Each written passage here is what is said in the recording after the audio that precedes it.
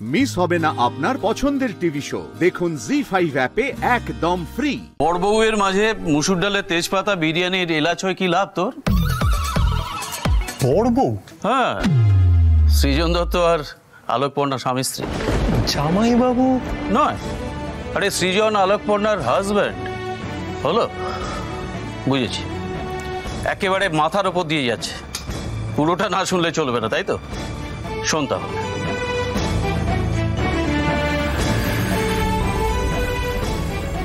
Sir, Parna আমার স্ত্রী। আমরা সবাই মিলে প্রাণপণ চেষ্টা করছি ওকে বাঁচানোর।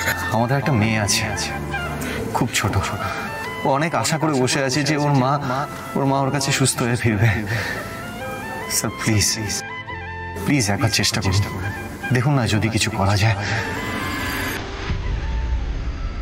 ও স্যার, স্যার ওয়াও, দিওয়ানা হতো সৃজন দা জেসা। কিন্তু স্যার এগুলো আপনি আমাকে আগে বলবেন তো। স্যার আমি কিন্তু আপনাদের সাথে আছি, অন্য কারোর ভালোবাসায় ভাঙচি দেবো তেমন ছেলে আমি নই।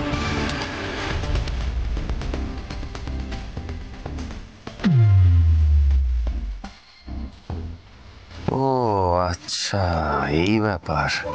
প্রিন্সিপাল স্যার সামাল দিয়েছেন তাহলে, উনিও তাহলে আমার দিকটা বুঝেছেন। যাক, এই যাত্রায় মানে বেঁচে গেলাম। কিন্তু তুমি তো দিব্যি হেঁটে স্টেজে উঠে এলে, কোথায় লেগেছে তোমার দেখি? না না না না না না, ওই একদম দেখানো যাবে না। ওটা ইন্টারনাল পেন, তুমি কিচ্ছু বুঝতে পারবে না বাইরে থেকে। আমি বলি কি বন্যা, আমি বরং যাই। এই আহত পা নিয়ে আমি আর দাঁড়াতে পারছি না, আমি বরং যাই, ঠিক আছে?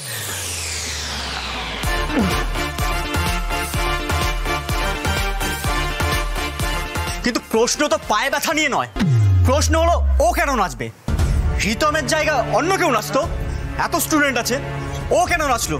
আর স্টুডেন্টদের ফাংশনে আজকে বাড়ির লোক কেন নাচবে? এটা কি নিয়মের মধ্যে পড়ে? আপনারাই বলুন। একদম ঠিক। তোমাদের যদি এটাই নিয়ম মনে হয়, তাহলে ঈশা হালদার ইউনিভার্সিটির অনুষ্ঠানে কেন গাইবে? তোমাদের নেত্রী ঈশা হালদার তো এখন আর ইউনিভার্সিটিতে পড়ে না, তাকেও তো তোল্লাই দিয়ে গান গাওয়ালে তোমরা। তখন ইউনিভার্সিটির নিয়ম মনে ছিল না? না মানে চুপ চুপ, শোনো, তুমি যে ইউনিভার্সিটিতে পড়ো, আমি সেখানকার প্রিন্সিপাল, আমাকে বেশি নিয়ম শেখাতে এসো না। যাও, অনুষ্ঠানে গিয়ে এনজয় করো। যদি ভালো না লাগে তো কলেজের বাইরে পাঁচিলে গিয়ে বসে থাকো, যাও। ঠিক হয়েছে, গায়ে মানে না আপনি মোড়ল দিয়েছে ভালো মতন দাওয়াই। যা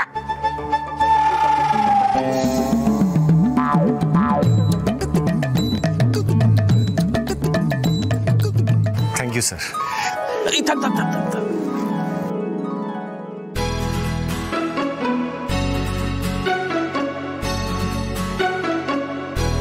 চলুন পর্ণা, যাওয়া যাক তাহলে। কি হলো, কি দেখছেন? দেখছি আপনার মধ্যে কোনো পরিবর্তন এসেছে কিনা।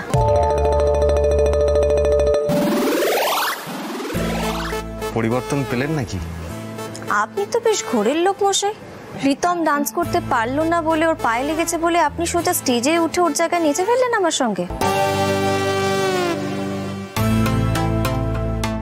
এই বিষয়টাতে না আমার একটু সন্দেহ হচ্ছে।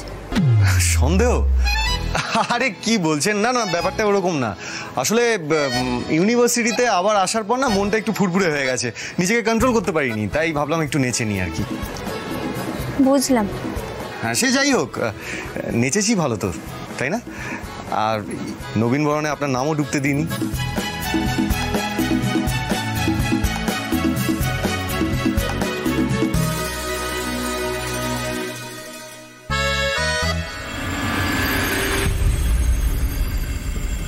তাহলে নবীন বরণটা আপনার ভালোই কাটলো বলুন? শুধু আমার বলছেন কেন, আপনারও তো। আপনি তো দিব্যি নাচলেন, নবীনের মতন মনটা ফুরফুরে হয়ে উঠলো আপনার। দেখেছেন তো, আপনি সেই ব্যাপারটা নিয়ে আবার আমার পেছনে লাগছেন। আচ্ছা বাবা, ঠিক আছে, টপিক চেঞ্জ। আচ্ছা সৃজন দা, বলছি এই ঈশা হালদারকে আপনি কিভাবে চেনেন? মানে ও ইউনিয়নের নেত্রী হতেই পারে, কিন্তু ওর হাব ভাবটা না আমার খুব একটা ভালো লাগলো না। তাছাড়া প্রথম দিনে সে আমাকে কিভাবে টার্গেট করে ফেলেছিল। ও তোমাকে অনেকবারই টার্গেট করেছে পর্ণা, আর যতবার টার্গেট করেছে তুমি প্রত্যেকবারই ওকে মাত দিয়েছ। আমি জানি তুমি এবারেও পারবে। সৃজন দা, কি ভাবছেন? বললেন না তো আপনি ঈশাকে কিভাবে চেনেন? না, আসলে ব্যাপারটা সেরকম নয়। তবে আপনি একটা জিনিস ঠিকই ধরেছেন, ঈশা মেয়েটা মোটেই সুবিধার নয়। আর এই মন্ত্রী সুকুমার হালদারকে বিয়ে করে ওনা আরো বেশি পাওয়ারফুল হয়ে গেছে, তাই এখন যা ইচ্ছে তাই করছে। বুঝলাম। যাকে চলুন গিয়ে দেখি পুটি ঘুমিয়ে পড়লো কিনা। হ্যাঁ, আমার মনে হয় ও এখন পড়তেই বসেছে, কারণ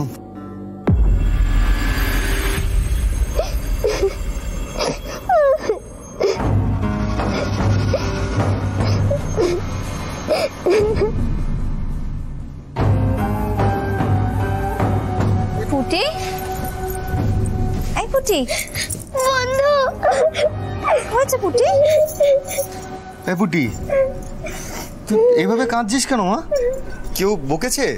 ঠাম্মি কিছু বলেছে? তাহলে কি হয়েছে পুটি?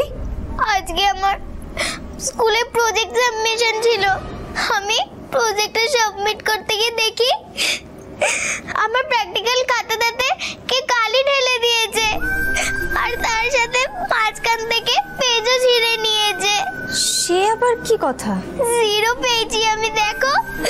ম্যাম আমাকে খুব বকেছে, কিন্তু বিশ্বাস করো আমি কিচ্ছু করিনি। ঠিক আছে, কাঁদে না, কাঁদে না, কাঁদে না।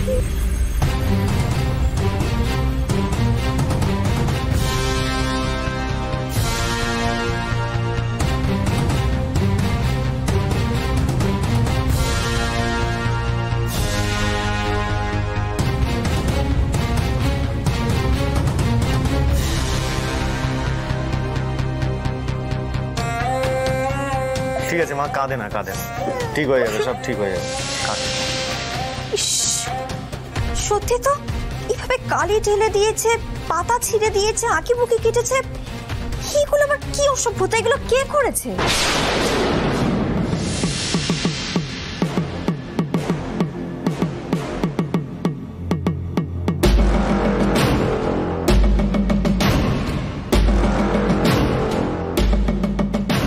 আমাকে ফালতু কেস খাওয়ানো, মায়ের কাছে কি কান্নাকাটি করা, দেখাচ্ছি মজা এবার আমি।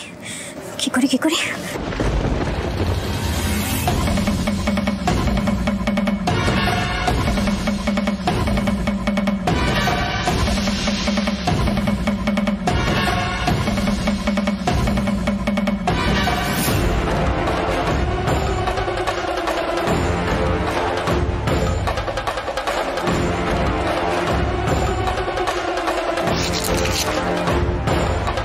জি5 ডাউনলোড করুন আর সব এপিসোড দেখুন একদম ফ্রি।